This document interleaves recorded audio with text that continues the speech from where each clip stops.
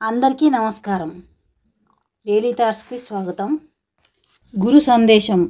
ఒకరోజు గురువుగారు తన ప్రియ శిష్యుడితో దగ్గరలో ఉన్న ఒక అడవిలోకి వెళ్ళాడు. నడుస్తూ నడుస్తూ ఒకచోట గురువుగారు ఆగిపోయాడు. దగ్గరలో ఉన్న 4 మొక్కలను అతను చూశాడు. అందులో ఒకటి అప్పుడే ఆకులు తొడుగుతున్న చిన్న మొక్క, రెండవది కొంచెం పెద్ద మొక్క, మూడవది దానికన్నా కొంచెం పెద్దది, నాలుగవది చాలా పెద్ద చెట్టు.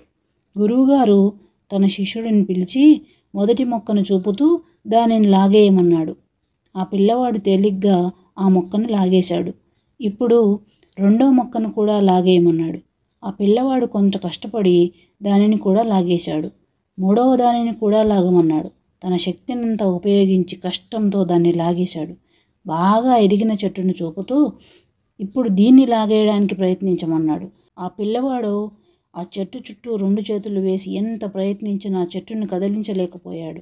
అయినా ప్రయత్నం చేస్తున్న కుర్రాడితో గురువుగారు ఇలా అన్నాడు, చూడు నాయనా, మన అలవాట్ల విషయంలో కూడా ఇలాగే జరుగుతుంది. చెడు అలవాట్లు పాతపడితే వాటిని మార్చుకోవడం చాలా కష్టం.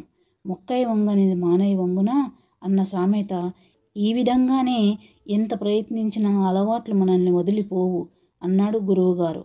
ఈ కథలోని నీతి, మనలో మొలచిన చెడు అలవాట్లను చిన్న మొక్కగా ఉన్నప్పుడే లాగేయాలి.